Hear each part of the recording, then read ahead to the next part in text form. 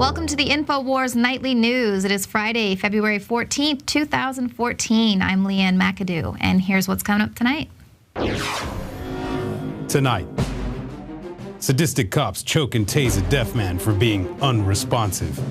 Then, the U.S. Army's fake city, a training ground for the military occupation of America. And Steve Pieczenik reveals the structure for the military takeover already in place. All this and more on the Infowars Nightly News. Well, the U.S. Army has built a fake city in Virginia for what they say is to prepare their troops to occupy foreign countries. But what's striking is this 300-acre fake city looks more like your average American town. It cost $96 million to build in just 2 years, and it includes a sports stadium, bank, a school, and an underground subway. They say it's in order to train for unspecified future combat scenarios. But the fact that the subway carriages even carry the same logo as they do in Washington, D.C., this could suggest that the site was built to double both as a foreign city and a mock domestic town. The site also includes what they're calling a mosque, but it looks eerily familiar to a Christian church. So they're saying this is for foreign occupation. Please, come on. They are training for martial law, civil unrest. They have already been preparing for the gun owners and the Christians and anyone with an anti-government attitude to be trained to be seen as an insurrectionist. They're already training the military to see patriots as insurrectionists. The writing is on the wall. It is time to get real, folks. No matter how much the mainstream media and the Obama administration tries to convince you that they're just trying to take the guns because Sandy Hook, y'all. Please, the writing is on the wall. It is time for us to wake up. And that's why I would say it's an unprecedented move that Fox News is now carrying Infowars articles covering the very fact that the DHS is arming themselves. They have up on foxnews.com Paul Joseph Watson's article about the Homeland Security purchasing those zombie hunter bullets. Now, the mainstream media, they've covered our material before, but they'll typically just take our material and then accredit it to their own writers after they do their own research. But what's really big here is it's Paul Joseph Watson's actual article credited back to Infowars. It doesn't just have some vague reference to a, quote, conspiracy website. That's because this is a fact. This is an unprecedented purchase of ammunition that makes no sense. Fox News can see the writing on the wall, and this is facts. Anyone can go look that up on the Fed BizOps site, something where they're looking for FEMA trailers. That's all there. It's fact. Just go look it up like we do. Do you really think, though, that a government that's, they have no problem killing innocent children overseas or using chemical weapons to destroy an entire country and the nation's genetic makeup of their children's children, do you really think that they're not going to turn on you or they're going to have some problem offing you and getting rid of you? Absolutely not. You're the zombies. That's why they need the zombie hunter bullets. It's probably funny to them. And I mean, look at every day, with the police, week after week. Do you really think the police are going to have any problem turning against you and me? They're already training every day. They say that a society will be judged by the way that it treats its weakest members. And here we have another case of police brutality against a deaf person. Now, this is the second deaf person that has been attacked by this out-of-control police department for refusing to respond to their demands during a routine call-out. Last time it was a guy that didn't hear the sirens behind his car. Well, in this lawsuit that was filed by John Meester, he says that he attempted to use sign language to explain to the cops that he couldn't hear them when they confronted him outside of his friend's home. He was removing boxes of his own possessions. There was some snitchy, see something, say something neighbor who called police because Meester was acting suspiciously after he failed to respond to the neighbor calling him from across the street. Now, because he is deaf, Mr. Meester depends on using his hands while facing a person to communicate. And the officer's sudden aggression, which both caused him pain and interfered with his ability to communicate, is what caused him to reflexively pull his hands away and hop over a fence and step toward a gate so he could create some space to communicate with these cops. That was when one of the officers shot him twice with a taser. Another officer then deployed a second taser, delivering what's called a drive stun to his abdomen.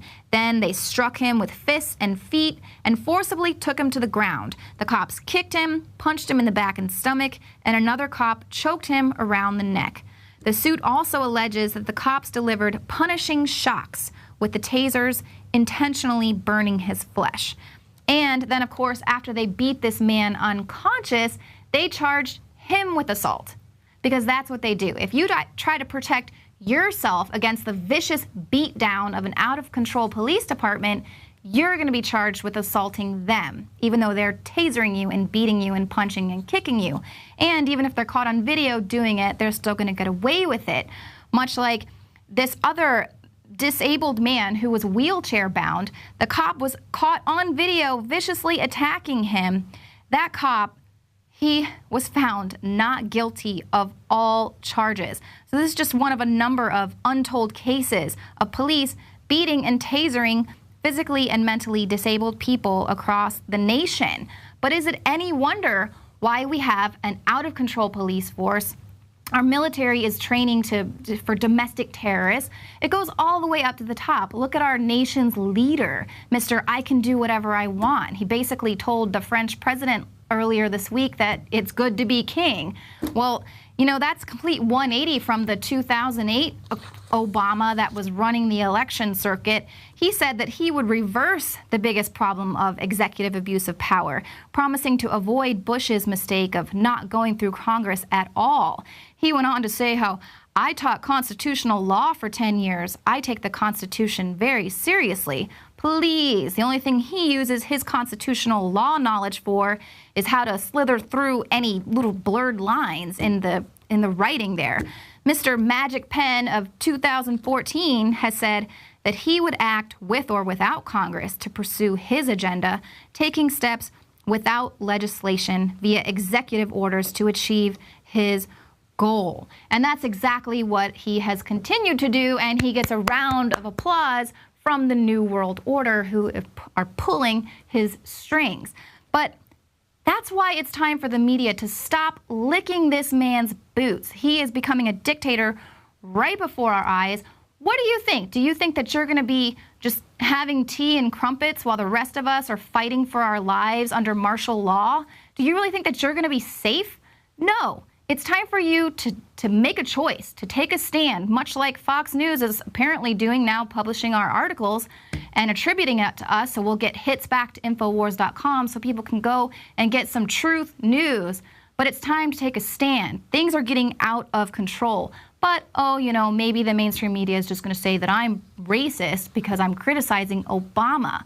But ironically, they're criticizing the only black U.S. Supreme Court Justice, Clarence Thomas, because he doesn't think that people need to be bringing race into everything. He said that he's faced more racism from liberal elites because of his conservative outlook than he did growing up in the 60s in Savannah, Georgia. He said, "My sadness is that we are probably today more race and difference conscious than I was in the 60s when I went to school." Thomas said that he was probably the first black kid in Savannah, Georgia to go to a white school, and rarely did the race issue come up. But today, name a day it doesn't come up. Differences in race, differences in sex, somebody doesn't look at you right, somebody says something, everybody is sensitive. Clarence Thomas said, "If I had been as sensitive as that in the 1960s, I'd still be in Savannah." Now, following this, Democrat Alvin Holmes responded by insulting Thomas's interracial marriage and then calling him an Uncle Tom. A CNN segment also implied that Thomas himself was being racist for wanting to move on from race even being an issue. Isn't that ironic? Now, Michael Dorstowitz writes, "When conservatives disagree with the nation's first black president, they're often labeled as racist. But when liberals disagree with the nation's only black Supreme Court justice, all at once, it's the justice who's the racist." I find it difficult to follow this line of reasoning. And I do as well. But that's just the big problem. Race baiters do not like being called out. And they also don't like it when you try to take away their political playing card. But unfortunately, it's a card they've played one too many times, and the people just aren't buying it anymore. And people like Supreme Court Justice Clarence Thomas are saying enough is enough. And so now they're attacking him, calling him a racist. But fortunately, some members of Congress are finally standing up to this Orwellian takeover of our country. First, Rand Paul launched his civil lawsuit against Obama for allowing this unconstitutional spying by the NSA. Now his father, Ron Paul, is demanding clemency for Edward Snowden. On Paul's website, there's a petition that's posted saying Edward Snowden shocked the world when he exposed the NSA's illegal and abusive spying program. But instead of applauding him for his bravery and patriotism, the U.S. government labels Snowden a traitor. And the page states now, join Ron Paul in demanding that Edward Snowden is granted clemency. Sign the petition. Let's bring Edward home before his amnesty expires on July 31st of this year. So here, this is where we just have to hope that these small deeds, even a small deed of signing on to this petition, signing up to join Rand Paul's lawsuit against Obama for the unconstitutional NSA spying, even just these small deeds, we have to just hope that they can be the big move that helps us turn the tide of tyranny into our favor, because it's definitely getting out of hand. As you can see, they are now building fake cities to train for martial law. It's time to wake up. It is time to get real. Now, coming up later in the show, we're going to have part 2 of our interview with Steve Pieczenik. He's going to give his view on Edward Snowden, as well as break down how the intelligence community is playing the American public. That's a must-see. That's why we did an extra long extended interview with Pieczenik. And then, of course, stick around after that for even more special reports. Thanks, guys, for tuning in tonight. Have a happy Valentine's Day.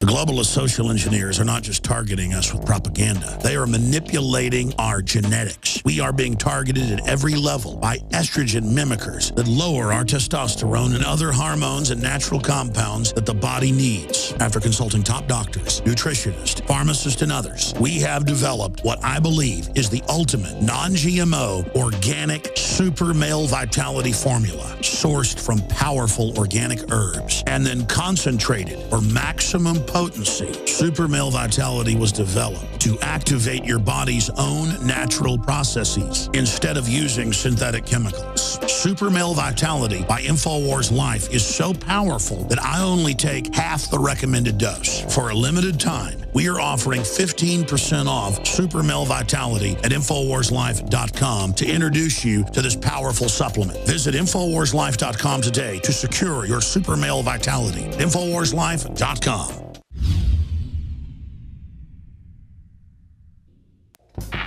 We're on the march. The empire's on the run. And the Infowars army is standing strong. Wake up your family, friends, and neighbors and break the matrix at InfoWarsStore.com. Learn the truth and spread the message of liberty with the world's most comprehensive collection of books and documentary films. Maintain a healthy metabolism and energize your body to perform at peak health with Survival Shield Nascent Iodine. Protect your family and be prepared with survival foods and emergency preparedness kits. And now you can drink safe water with your own ProPure water filtration system, which removes fluoride and other harmful chemicals from your family's water supply. Save 10% with the promo code WATER. So join the revolution. InfoWarsStore.com.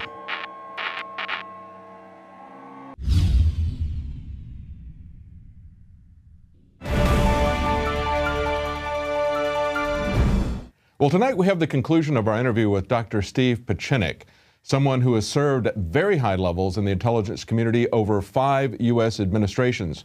He talks about a wide variety of subjects, from Putin to the Ukraine to the Snowden documents and the real threat that the military-industrial complex, especially the intelligence community, poses to America. let's talk a little bit about Ed Snowden and the documents that are there.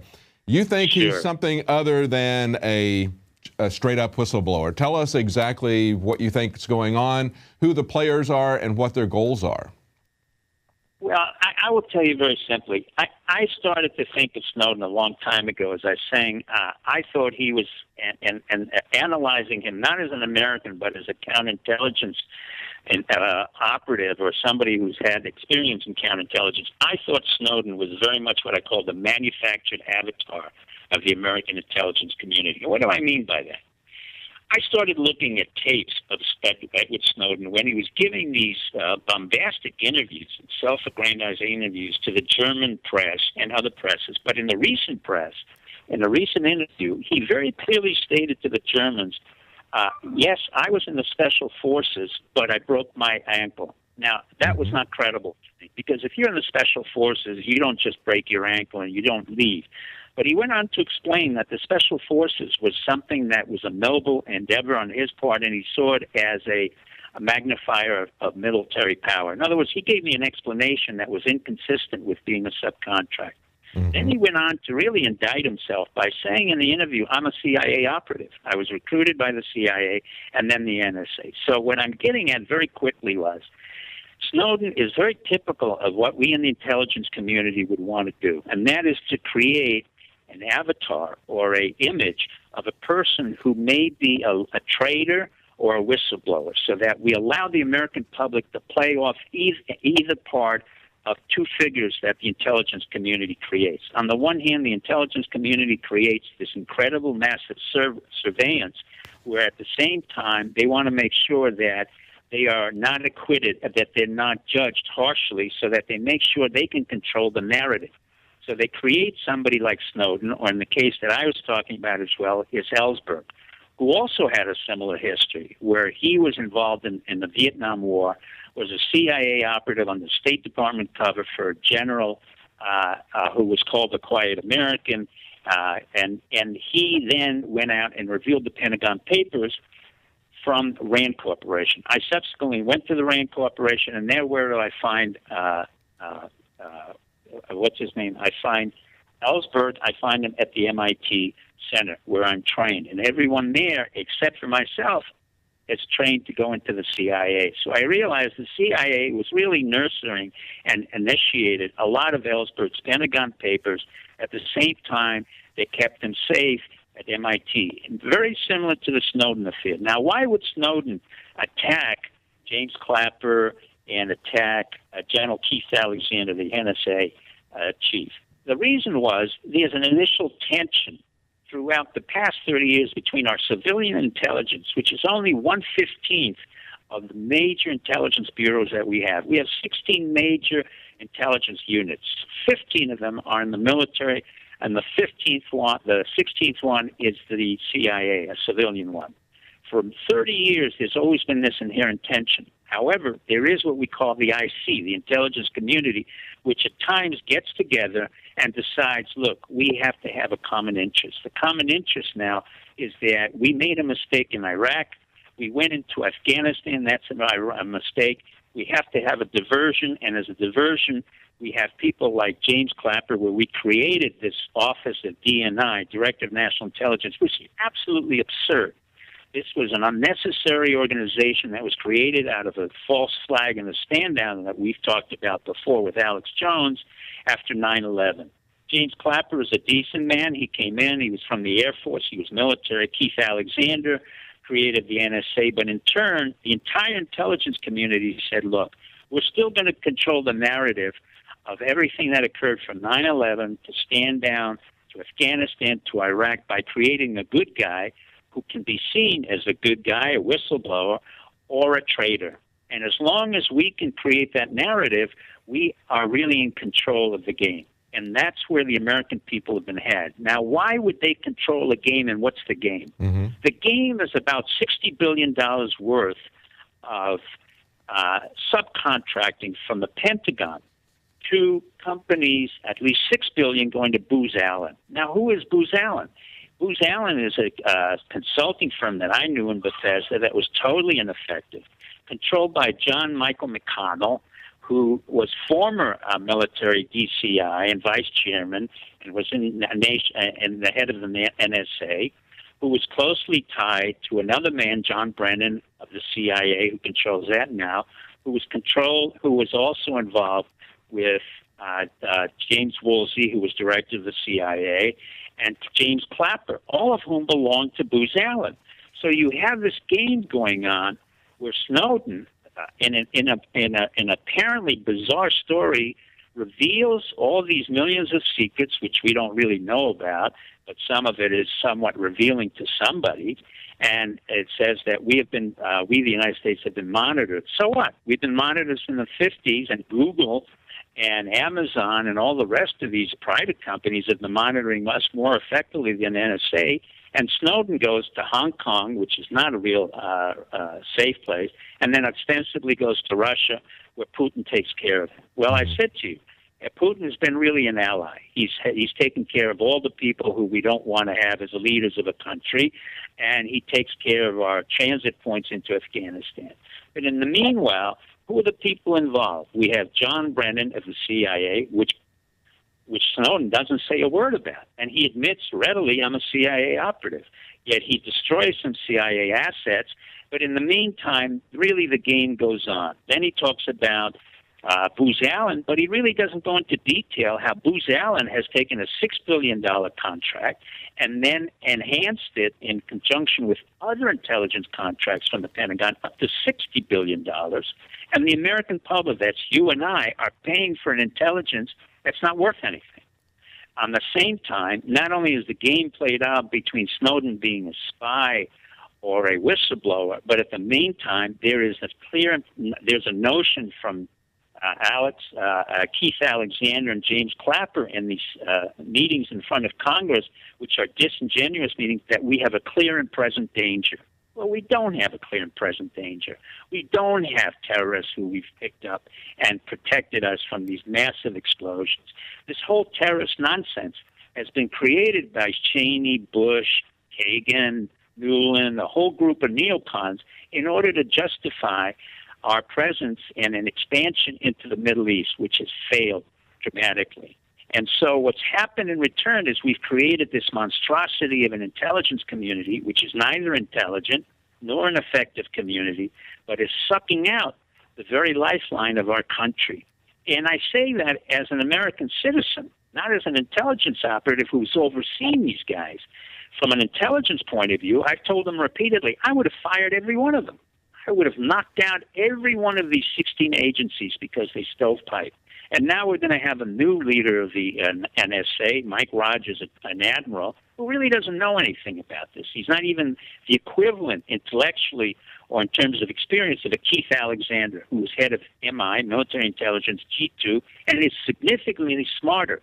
Whatever mishaps Keith Alexander's done was done in the process of building up massive surveillance, which we didn't necessarily need, but will not be effective. So in the process of all of this going on, we do not have an oversight committee. Dianne Feinstein is an antiquated, God only knows, disaster of a woman, of a legislator. We have Nancy Pelosi. We have Mike Rogers. We have all these nonsensical representatives on the Democrat and Republican side who really are beholden to the intelligence community because their communities have intelligence contracts through Booz Allen or L3. They're sycophants. Let me ask you this, Dr. Pieczenik. Now, we've got the civilian versus the military side of the intelligence community, as you pointed out. You've talked about that kind of internecine fighting going on as being the roots of Benghazi.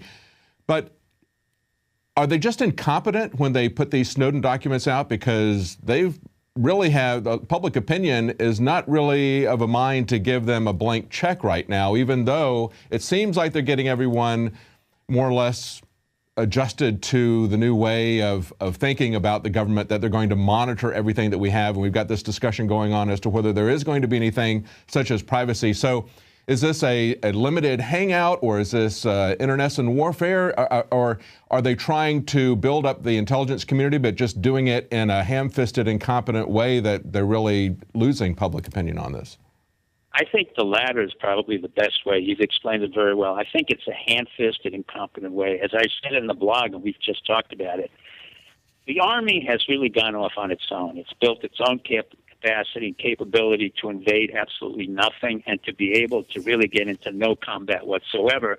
But irrespective of that, the Army has become a centurion army or an imperial army, which is not beholden to the United States. In the same nature, we have a very heavy-handed intelligence community which is not effective at all. Our human is not effective. Our ELINT is not effective. Our capacity to do massive surveillance is really not effective. We have not picked up any terrorists. All we do is really to counter-effect what's called industrial espionage. But it's not relevant to our livelihood. Our private companies are far more effective, and they move more quickly than the NSA could or even our whole government could, as most people realize. But what they care about the most, the intelligence and the military community, is their own perpetuation as an entity. They don't give a damn really about what Americans have to say or American civilians. What they care about is that the legislators and the representatives, remember, we're in a republic, not a democracy, that they allocate the amount of monies that are required to maintain a minimal standing force in the military and a massive presence of intelligence, which is not really effectively intelligence. So you have this added burden. They've literally added a second appendix to a body. Literally, you don't need the DNI. That came out after 9/11. Well, 9/11 was a stand-down. So when you look at it, we created our own. We don't need an integrated unit that then integrates other integrated units, which never become integrated. It's kind of a Alice in Wonderland phenomenon, and they don't care what the Americans say because they know that the legislators will keep on talking about clear and present dangers. Yeah, I find it interesting that Glenn Greenwald said that the most sensational things he was holding for his soon-to-be-released book, his movie, and the media empire that he's creating with one of the world's wealthiest billionaires, Pierre Omidyar. What do you think is going to come of that? Is that something that's really going to change public opinion, or is the public just too dumb and too numb to do anything about it? I don't think the public is dumb. I think the American people have been clearly underestimated. I think they're inured to the whole thing. I said from day one to some of my friends that nobody really cares about Snowden and nobody cares about Greenwald. And just what you said was right on the button. That is, Greenwald, whoever he may be or not be, his interest is the same as the interest of the intelligence community, which is to create money, create notoriety, and perpetuate his own narcissism. No one in the United States or the world really will care very much. As you see, there's a movie about Julian Assange, WikiLeaks. Nobody even sees it. Nobody really cares. And the notion that we're being monitored is kind of passé. Everybody who deals with the Internet, anybody who deals with iPads or iPhones, they know almost automatically that this is a new era. This is an era which is not going to have sensationalism as it's portrayed. And in many ways, the intelligence community, the military community really didn't understand the American mentality of saying, so what? Or as my daughter would say, whatever, so what?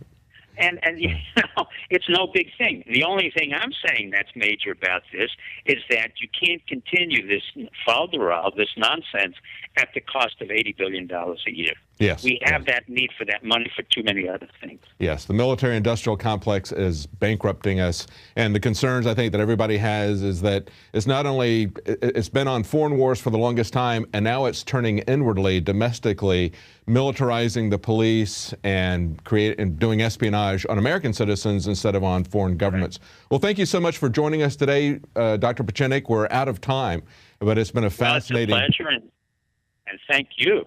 Thank you. Thank you very much.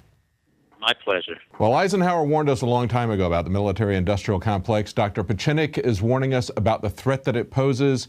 And of course, the intelligence community is just the omniscient part of Omnicorps, as RoboCop would put it. What can we do? Can we wake up the American people? Well, you can be a part of that. You can get a subscription to the nightly news and support our operation here, as well as give that out to your friends and family. Up to 10 people can watch it simultaneously. So that's a good way to put the information out, and it's a way to support us. Well, we'll be back on Monday at 7 Central, 8 p.m. Eastern. PrisonPlanet.tv for an extended broadcast. Now you can watch The Alex Jones Show live as it happens at Infowars.com/show. You'll find links to all of our content there and a free 15-day trial for Prison Planet TV. More than 60 movies and documentaries all in one place at Infowars.com/show.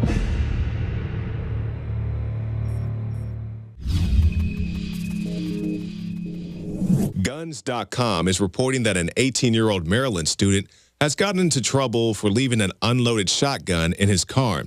The article says that a person was checking for parking stickers and noticed the gun covered in clothing in the back seat of the young man's car.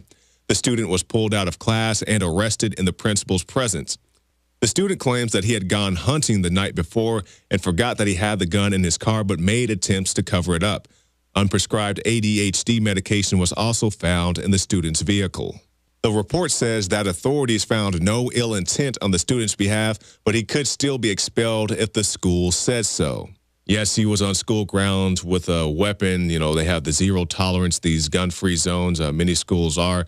But he made a reasonable attempt to cover up the gun. You know, people who actually own firearms know that you may occasionally find yourself in a situation where you're not supposed to have your gun and you have it on you anyway.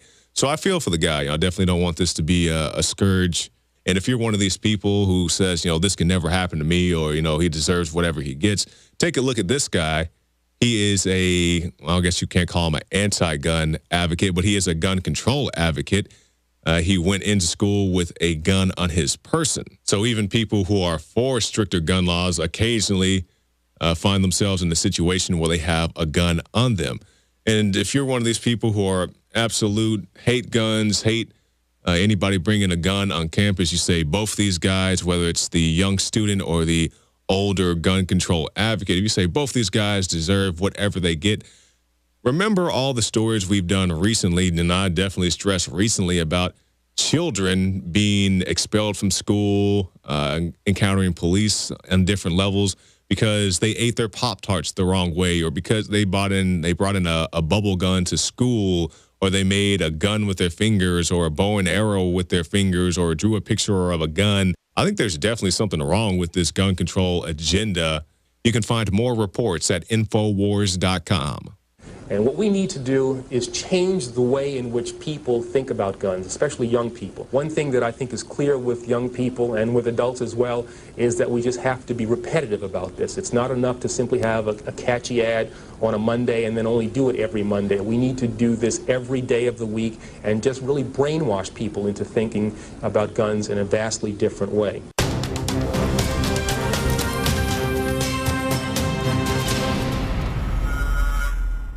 Vague reference to a, quote, conspiracy website. That's because this is a fact. This is an unprecedented purchase of ammunition that makes no sense. Fox News can see the writing on the wall, and this is facts. Anyone can go look that up on the Fed BizOps site, something where they're looking for FEMA trailers. That's all there. It's fact. Just go look it up like we do. Do you really think, though, that a government that's, they have no problem killing innocent children overseas or using chemical weapons to destroy an entire country and the nation's genetic makeup of their children's children, do you really think that they're not going to turn on you, or they're going to have built to double both as a foreign city and a mock domestic town? The site also includes what they're calling a mosque, but it looks eerily familiar to a Christian church. So they're saying this is for foreign occupation. Please, come on. They are training for martial law, civil unrest. They have already been preparing for the gun owners and the Christians and anyone with an anti-government attitude to be trained to be seen as an insurrectionist. They're already training the military to see patriots as insurrectionists. The writing is on the wall. It is time to get real, folks. No matter how much the mainstream media and the Obama administration tries to convince you that they're just trying to take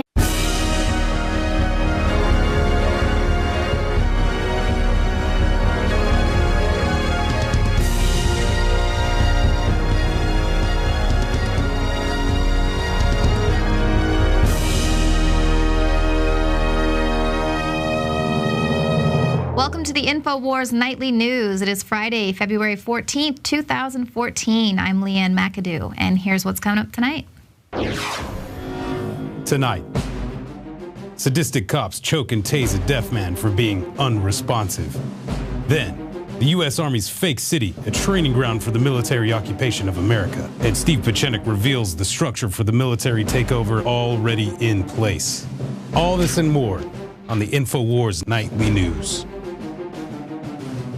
Well, the U.S. Army has built a fake city in Virginia for what they say is to prepare their troops to occupy foreign countries.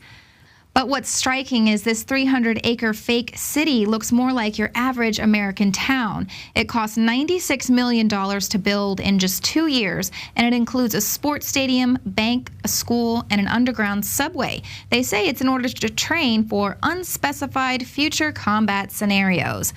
But the fact that the subway carriages even carry the same logo as they do in Washington, D.C., this could suggest that the site would take the guns because Sandy Hook, y'all, please, the writing is on the wall. It is time for us to wake up, and that's why I would say it's an unprecedented move that Fox News is now carrying Infowars articles covering the very fact that the DHS is arming themselves. They have up on foxnews.com Paul Joseph Watson's article about the Homeland Security purchasing those zombie hunter bullets.